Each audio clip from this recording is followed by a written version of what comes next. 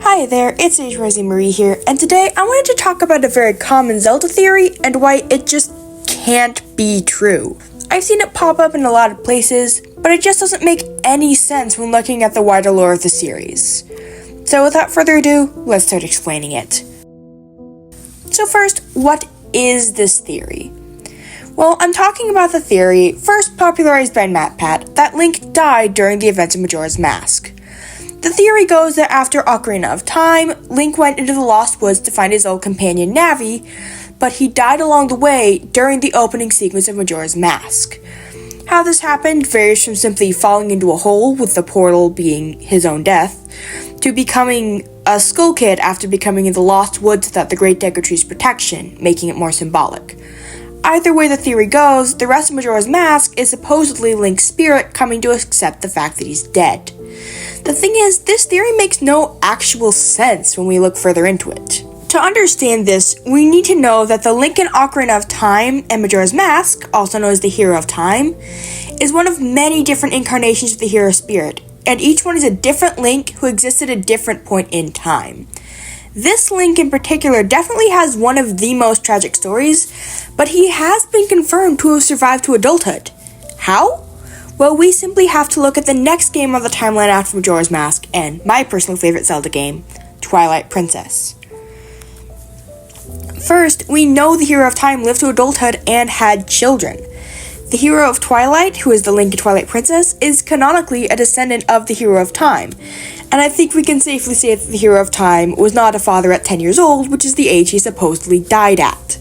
The Hero of Twilight, apart from his similar appearance, has a horse named Epona, which closely resembles the one the Hero of Time rides. He also lives in a treehouse which bears a remarkable similarity to the one the Hero of Time lives in while growing up in the Kokiri Forest. Also, the Hero of Twilight knows Epona's song, which was only known to one person besides Milan and her family, that being the Hero of Time himself. But we don't need to pick up breadcrumbs to confirm the blood connection. The Hero of Time confirms this himself in Twilight Princess. He appears in this game as the Hero's Shade, a spirit who failed to reach the afterlife due to his lingering regrets, and instead trains his descendant, the Hero of Twilight. The Hero's Shade is also very clearly not a child. He stands much taller than the Hero of Twilight, with adult proportions, heavy armor a child couldn't wear, and a sword that is pretty comparable to the Master Sword in length and thus can't really be wielded by a child. Yes, we're going to ignore Wind Waker here, as the jury's still out on whether that's even the same sword or not, and the Hero of Winds is a special case in pretty much every way possible. Wind Waker is a can of worms unto itself that we don't have time to get into right now. Hyrule Historia confirms that the Hero Shade is in fact the Hero of Time, but Twilight Princess does give us several hints as well. First, the title of Hero is pretty much exclusively used to refer to incarnations of Link. Second, he also has a wolf form, which the Hero of Twilight can only do because he has the Triforce of Courage, meaning the Hero Shade must also have had the Triforce of Courage in life. And finally, the songs that have to be played to summon the Hero Shade are all songs from Ocarina of Time or Majora's Mask, including the Song of Healing from Majora's Mask and the Requiem of Spirit from Ocarina of Time. So we do have some pretty solid confirmation that after Ocarina of Time, Link did survive to adulthood, so no, he didn't die in Majora's Mask. But what did happen to him then? First, we know the Hero of Time had a family, a wife and children, and this wife was probably Malon. The Hero of Twilight works on a ranch like Malon did, has a horse much like Epona, who originally belonged to Malon, and has darker hair than most Links. His particular shade of dirty blonde can result from a mix of blonde and red hair, blonde from the Hero of Time and red from Malon. But if the Hero of Time had a family, and presumably a pretty happy life with them, how did he die with so much regret? Well, from the appearance of the Hero Shade, we can glean a few important details. This all assumes that the Hero Shade resembles the Hero of Time at the moment of his death. First, he somehow had a growth spurt. I mean, good for him, I guess. But besides the height difference, the Hero Shade wears heavy armor, wields a sword and shield, and is missing an eye. So it seems the Hero of Time was a warrior, and Hyrule Historia specifically mentions that he may have been a Knight of Hyrule.